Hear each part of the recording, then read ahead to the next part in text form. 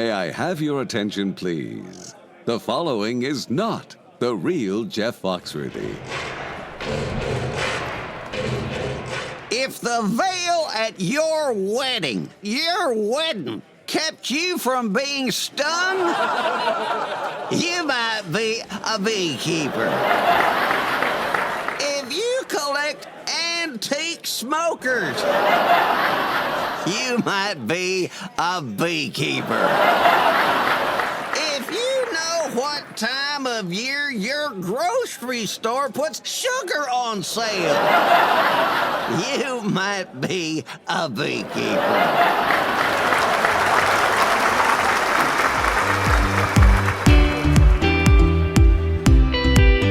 Welcome to Bee Love Beekeeping Podcast, presented by our good friends over at Man Lake. At Bee Love, we're all about the honeybees and, of course, the beekeepers. Before jumping into our interview today with Christine McDonald, a full-time beekeeper in British Columbia, Canada, we're bringing back our Fun Facts About Honeybees segment. And a special shout out to my friend Jack, who listens to this podcast while driving a truck. Today, let's see how much you know about bee biology. Did you know that honeybees have 5 eyes, 2 large compound eyes, and 3 smaller eyes in the center of its head? The compound eyes are sensitive more to the blue end of the light spectrum and into ultraviolet. Flowers reflect large amounts of ultraviolet light and will appear very bright to a bee. And speaking of bees' eyes, did you know that honeybees are totally blind to the color red? So next time you're thinking of painting a hive box red, you might want to think again. Did you know that honeybees have 4 wings? The front and rear wings hook together to form one big pair of wings and unhook for easy folding when not flying. Did you know that honeybees have 6 legs? Of course you did, they're insects. But did you also know that the rear pair is specially designed with stiff hairs to store pollen when flying from flower to flower? This is why a heavily laden worker bee is seen to have 2 golden pouches or pollen baskets. The bee's front legs have special slots to enable the bee to clean its antenna. And did you know that honeybees sleep? Okay, wait a minute. I have been taught that they don't sleep. But back in 1983, Walter Kaiser, a researcher, observed bees in his hive which had stopped moving. He discovered that honeybees sleep. As he watched, Kaiser noted how a bee's legs would first start to flex, bringing its head to the floor. Its antenna would stop moving, and in some cases, a bee would actually fall over sideways as if intoxicated by tiredness. And even more strange, many bees hold another bee's legs as they sleep. Alrighty, let's get on with the interview. I'd like to welcome to the show today our very special guest, Christine McDonald. How are you, Christine? I'm doing great. How are you? I'm great. It is a fantastic day today. And this is going to be fun because we're going to talk about beekeeping in a different part of the world that we haven't been to yet. And that is up in Canada. And when I hear Canada, I assume that you're up like in the Arctic Circle and it's tundra and it's dark and it's 100 million degrees below zero. But tell us where you are and what the climate's like. Yeah, so I'm not that far north, but I think your assumption is further north than most people kind of imagine that, like Vancouver, Toronto, the very bottom edge along the US border. So I'm about halfway between there and your assumption. I'm in Terrace, British Columbia, which is a small town, geographically about halfway up BC. So if I were to drive to Vancouver, it would take me about 18 hours. But it would also take me 18 hours to hit the Arctic Circle. So I'm right in the middle there and fairly close to the coast. So Prince Rupert is our port town on the Pacific Ocean, and I'm about an hour inland from that. Yeah, I'm going to really impress you. And I didn't have to look at a map, just kidding. You're actually fairly close to Ketchikan, Alaska. Yeah. We're pretty close to the panhandle in latitude. So we've been talking with beekeepers from all over the world. Scotland, Arizona, Hawaii, and some cold climates like Newfoundland. Just tell us what it's like there, because even if we don't live in a place like where you do, hopefully we can learn something from your experiences up there. So seasonally, like right now, we're recording this in the middle of January. Do you have snow? What's it like? I wish we had snow. This was my first green Christmas ever, but that's an anomaly, and in part because we live so close to the coast. Our climate is very seasonal, and most of it has to do with the length of day. We don't get the brutally cold temperatures that some inland parts of Canada get, but we still get those. It's dark this time of year. We only see the sun from 9 until 4 each day. But the other side of that is that in the summer we have extremely long days, and it's not unusual during the summer months for my bees to start foraging at 5 a.m. and not stop until 11 o'clock at night, when it kind of hits twilight, and it almost doesn't get truly dark here through the summer. So we have very long foraging days, and even though our season might be a little bit shorter, they're using that daylight time to make up for it. So we get really big, intense honey flows where they can pile away an impressive amount of honey in a short time. Give me an example. What time of the summer is that, and how much honey are they racking up? Our main flow happens in June and into the first part of July. I'll talk about one flower that we pursue is the fireweed flower, and we can really isolate like the flow of that one crop. So we take our bees way up into the mountains where that blooms for exactly 6 weeks in the summer. And in those 6 weeks, in a good year, we'll get about 200 pounds off a hive. Whoa. Yeah. Say that again, in case somebody missed it. It's amazing. Fireweed is where it's at. When we have a good fireweed season, it's about 200 pounds per colony that we can pull off those. And fireweed is a highly coveted honey, so it sells for a higher price point than our wildflower honey and the honeys that we make in kind of the valley bottom where the rest of the bees stay. Wow, that is really cool. So you're just basically putting a new box on almost every day. Yeah, we do. We take them up there and then we stack them up and go on a family vacation for a couple of weeks. That's so fun. Well, tell me about the business, because you do this full time, right? I do. I do this full time and have for about 5 years now. My husband also does it full time, but on top of his other full-time job. But it is just the two of us, and we've decided that that's our sweet spot. We want to we have about 200 colonies right now. That's as many as we can take care of, the two of us, and so we don't want any more. We're not interested in managing people. We just want to play with bees.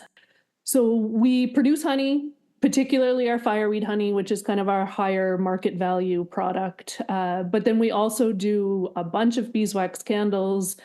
We make hot sauces that feature our honey in different ways. I think if my husband could do life over again, he would have been a chef. So the hot sauces are his little pet project. We do honey vinegars. We've really diversified so that when we show up to a market, we have a table full of hive products. And every customer who loves us and wants to support us has more than one thing to buy. And it has turned into quite a successful business locally. And is that how you sell most of things? Is that some kind of farmers markets? Yeah, we're about 80% direct to consumer. So at farmers markets and Christmas fairs or through our website, but people are picking up or we're delivering directly.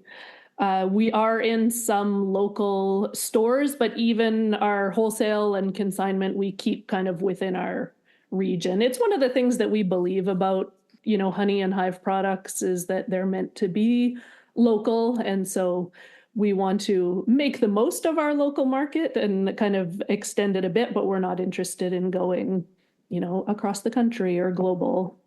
So I was just at the North American Honeybee Expo recently in freezing cold Louisville, Kentucky.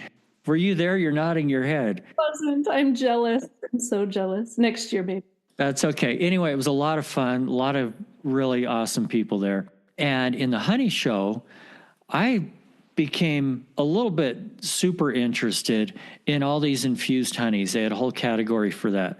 And it sounds like you're doing some of that. So tell me about some of those that you do and that you really like. We're doing hot sauces. We're not doing honey infusions yet. It's kind of on the to-do list. We can only do so many things at once. So right now our hot sauces have been huge. We can't keep up with production. I think if the novelty of those starts to wear off, then infusions will be the next thing that we experiment with. But I love, part of what I love about being on social media, we were chatting earlier about being on Instagram, is just seeing all the different creative things people are doing with honey as kind of the base product. So I look forward to getting into that some more. Speaking of Instagram, 51,000 followers? Yeah. Nice job. Why, thank you. It's more people than live in my little town here. Now, have you found that helps your business? Is this a marketing thing or just a fun thing for you? It has gone through a lot of different kind of iterations or focuses for me since I started. At first, I think like most people, I found something that I loved. I wanted to talk about bees, and my family could only listen to it for so long, so I turned to social media. The more that I shared and the more feedback I got, I started to kind of, what's my purpose here? My husband's looking at me like, you're spending a lot of time on this. Like, what's the return? I tried kind of advertising our products, but then I was finding a disconnect between wanting to keep our products local and most of our audience for like the physical things we're selling being local, but then my audience on Instagram being in the US, and like I'm not even allowed to export honey. So there was a disconnect when I was just trying to sell our products. So then I started to look at it a different way and say, well, maybe I have something else that can be of value on social media, and that would be education. And so I started doing some virtual mentorship with folks and who are all over North America. And that was quite successful, but never quite where I'm at right now is actually now moving back away from that and trying to just find enjoyment in the connecting with people and the community that I have on social media. So I think in the end, after 7 or 8 years of playing around on Instagram and, slowly building up this following, what it's come down to is I want to do it on my own terms. I want to show up when I want to show up, share what I want to share. And our business is successful even without having to monetize that. It's been a journey, but when it comes down to it, it's been a very fun one. You don't have to monetize social media. It can just be a fun thing. I mean, that's really, to me, what it was meant for in the first place anyway. I agree. And somehow we feel like because we're spending some time there, we have to make money on it or something. That's okay. Don't feel bad about that whatsoever. But give some advice to other people that may be either in your shoes or looking at that and saying, wow, I've got 20 or 50 hives now, and I want to work up to 200. What kind of advice do you have for people like that? And how do they make money? I think the first piece of advice that I have is to learn good beekeeping, learn how to get your bees through winter, because in the spring, a hive that is alive is immediately making you money, and a hive that died over the winter is costing you money. So it really comes down as like a financial foundation for your business to learning how to get your bees to survive 1 year to the next. Once you've done that, and that takes some learning. It's hard for people who have, they just started this hobby last year and they're really excited about it and want to go into business. There will come some harder learning pieces down the road. And then after that, I think it's important to diversify. We had a year, it was 2020, I believe. We had a year of no honey. It literally rained from the start of the season to the end of the season. We didn't even harvest. At the time, we had 75 hives. We didn't even harvest enough honey for our family. We were buying honey all winter with 75 hives. But that was also the year that I decided to quit my job and go full time. And we just looked and we said, we've been collecting all this wax for the past like 6 or 7 years. Let's do something with it. And we started making candles. That forced us to diversify. And Looking back, that was still a rough year, but looking back, that diversification is what has made our business very resilient now year to year. Because with honey, there will always be good and bad years. Just a quick break here to thank our presenting sponsor, Man Lake. Hey, if your weather is anything like mine, it is freezing out. So let's put our creative brains together and visualize spring. Birds chirping, flowers blooming, and bees buzzing. Now let's visualize you enjoying beekeeping so much more with some new gear.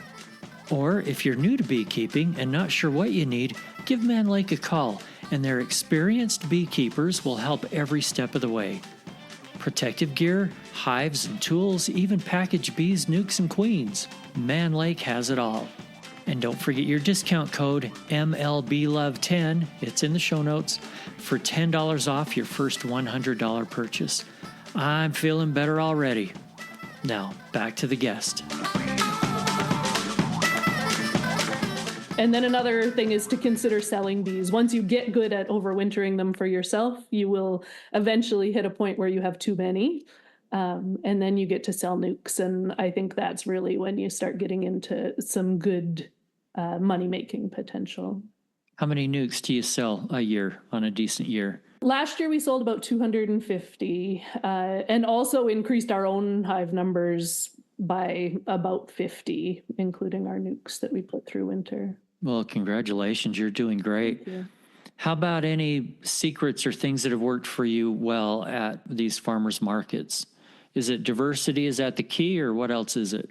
Yeah, that idea of, you want people to buy into you and support your business. And then if they're going to support your business, they only need so much honey. So have more than one thing there that people can buy.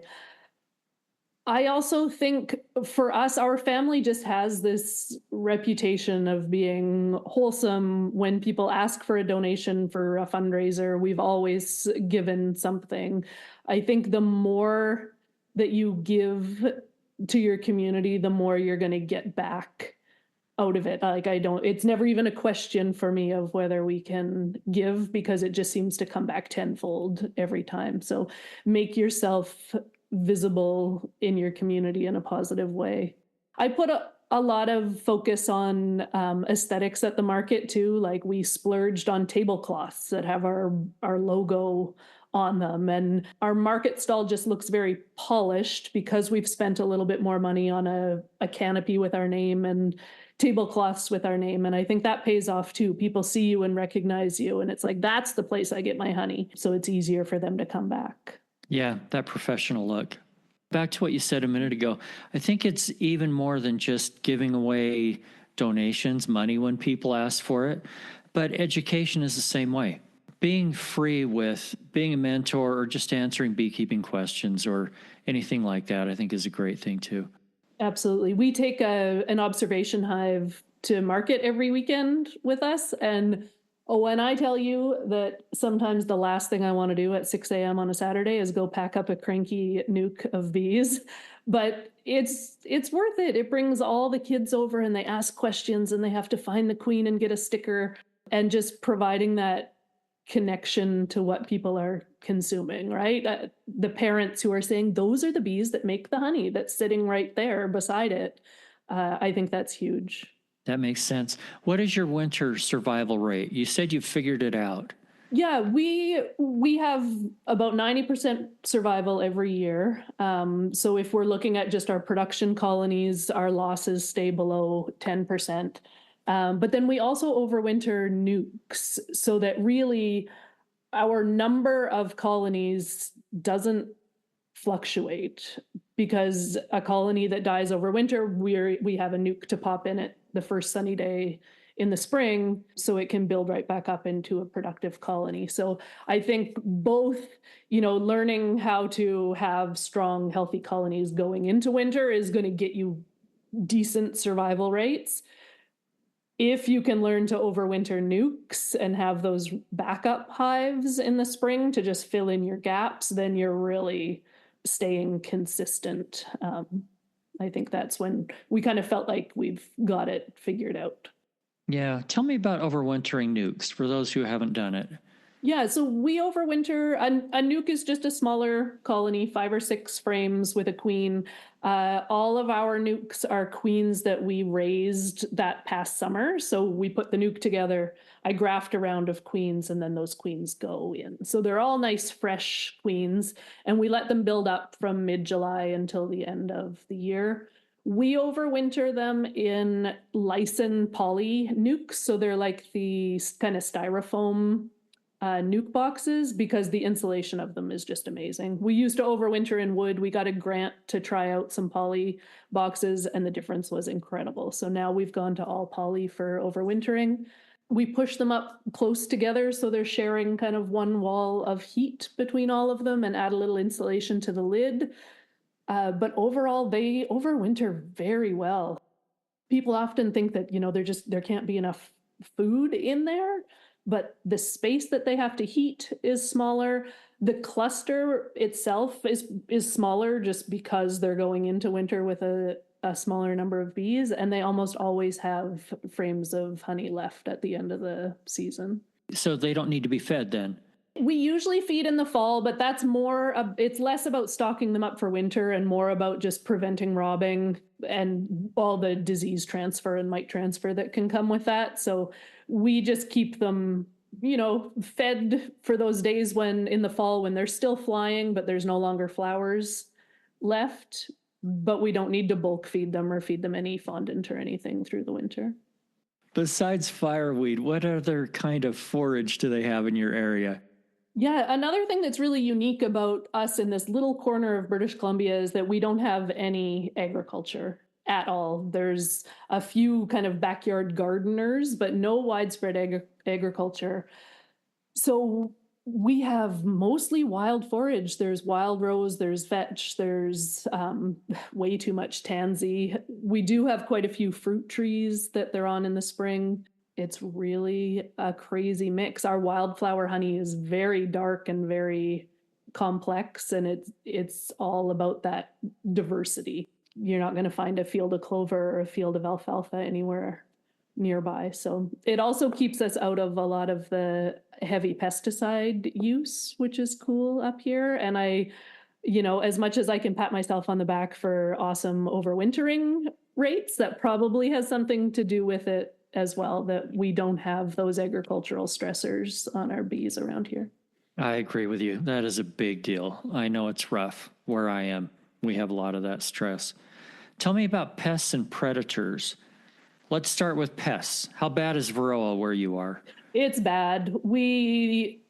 I think like everywhere, there are beekeepers in town who take it very seriously and test and treat. And then there are others who just have them and leave them bees, and they don't really know what's going on in their colonies. They don't know why they keep dying every winter. We know because we see the mite bomb show up in September when their bees have died and ours have gone robbing. That's probably the biggest reason that we feed through the fall, is to try and keep our bees from robbing out those dead colonies that neighbors might have.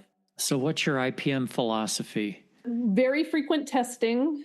So I'm all about knowing what's going on. I use Randy Oliver's varroa mite calculator, which, if you have not heard of it, is the best gift you could give your bees this year, is to sit down and spend an hour trying to learn it.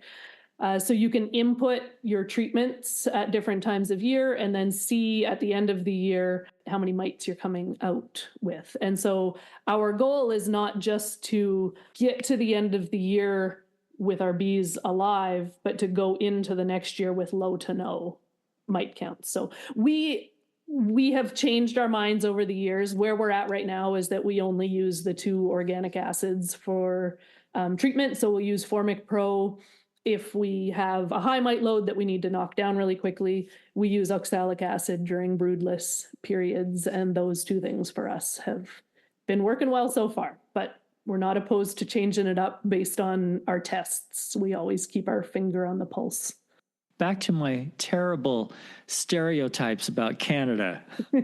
I picture bears walking around. What kind of predators do you have around? Bears.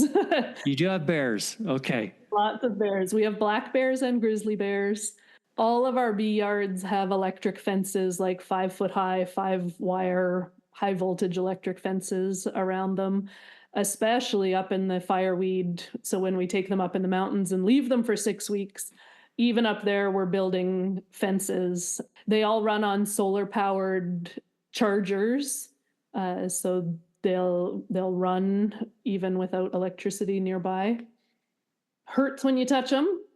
And we have had bears go through them in the past. They're a deterrent, but if one shorts out, if somehow a bear gets a taste of what's on the other side, it doesn't stop them kind of blasting through to get in there. So in the past, we've lost 2 yards to bears. How does that feel when you show up and see that? Oh, it's devastating. Yeah, 2 years ago was early in the spring, and it was actually a mother grizzly and 2 cubs, and 3 bears can do a lot of damage in a short time. So it was not just the loss of bees, but the destruction to the equipment was incredible. The poly hives that we overwent, they actually got into one of our nuke yards, and they were just shattered into 100 pieces. Like they jump on them to get them open, and they chew up the plastic foundation. All I could think was that I hope it hurts coming out the other side, you damn babies. Okay. Well, go test and find out. I assume you don't have any pollination services up there, do you? No, we don't. We have like one man who runs a small orchard, but it's less than an acre, and we put 2 hives on there for them. But there just is no agriculture around here to need it. You get some free apples out of that deal or something. Yeah. All right. Any advice for anybody else that may be in a similar climate to yours? Well, my biggest piece of advice would be to look into that varroa calculator. I think no matter where you are in the world, this time of year you start to hear about colonies dying and people going out to check their bees and they're gone. And we want to blame moisture, and we want to blame cold, and we want to blame anything but varroa mites. I'm surprised by the reluctance to say that it was mites, but to really take a harder look at your IPM and your mite treatment strategy, because when a hive dies, that's my first question. If someone's wants me to help them figure out what happened, is the first thing we're going to talk about is varroa control. It's always my first answer. Do you even need to ask the question? I mean, yes, you do, but that's always, it seems like the issue. Around here, everyone blames the cold weather, but they have no chance getting through the cold weather with a big mite load. Mm-hmm. Without it, they do have a pretty good chance. So that's always the best place to start. What is it, Christine, that you love about bees? Oh, I love all of it. So this is going to turn into a life story. Before I was a teacher, I was a wildland firefighter for 15 years, right out of high school into my 30s. And I loved it. It was outdoors. It was physical. There was camaraderie. It was problem solving. It was seasonal. No 2 days were the same. When I went from that to teaching, I was depressed for a number of years, where it just was not fulfilling in the same way that wildland firefighting had been. Then when I got into beekeeping, it's like it ticked all of the same boxes. I was outdoors. It was physically hard work. It was mental and problem solving and complex, and no 2 days were the same. It was like everything that I loved and missed about firefighting, but in something that I could do even now that I had a family. And, that's why I stopped firefighting, was because of the travel. Now I could have this same fulfillment in something I could do at home in my own backyard, or nearby. So for me, I can say I just love the bees. I do. I love opening up a hive and that feeling of kind of zen and nothing else in the world matters. But on a bigger, why do I love doing this as a career scale? It's about ticking all the boxes of what I need to feel fulfilled in my life. Love that. We talked another time earlier about a wild and crazy beekeeping story that you had. And if anybody hasn't heard that, I'm trying to think what episode it was. I'll go back and post that in the show notes, but it was an awesome, has to do with a high school classroom. I'll leave it at that. Can you think of any others? Have you had another one since? I had a good one. I did the Master Beekeeper program through Cornell University, and I had to do the exam series. So you do a written exam, you do a presentation, and then you do a hive inspection that you have to record in one take. So you can't stop it and start it and, find your queen and then turn the camera back on. It has to be from start to end, one video. And I was doing this in July, and you have to narrate. There's like 100 talking points that you have to hit. So it's very long. It's about 45 minutes long. I had it all set up. I went in one hive. I got halfway through. Something happened. I had to stop. So I'm on take 2 now. So starting again from the very beginning. Second one, something happened, didn't work. Third time, I got to go pick my kids up from school. This has to be it. So I set it up, and I'm about halfway through and everything is going great. And then I hear, Christine, ignore it. Keep going, keep going. Christine. And I finally look over, and there's some guys standing off in the parking lot. And they're like, your bees are swarming. And the swarm had taken off from the box right beside where I was working. So it became part of my video because I didn't have the time to stop and keep going. Were you able to catch it later?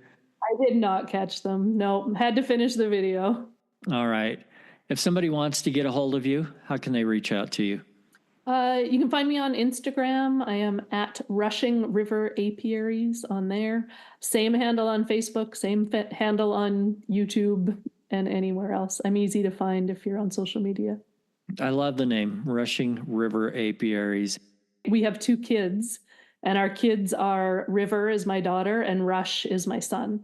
So Rushing River is a nod to them in our business name. Ah. What happens if you have more kids? Nope, not going to happen.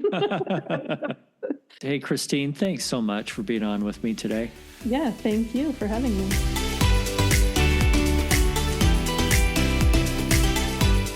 Thank you so much for joining us here on Bee Love Beekeeping, presented by Man Lake. Please, right now, before you forget, hit that follow or subscribe button, rate and comment on the show, then be sure to share it with a friend. We're building a community here, and we want to hear from you. Send your crazy stories, guest recommendations, new gadgets, or anything else that you'd like to hear about on the show to eric@beelovebeekeeping.com. And remember, if you're not just in it for the honey or the money, you're in it for the love.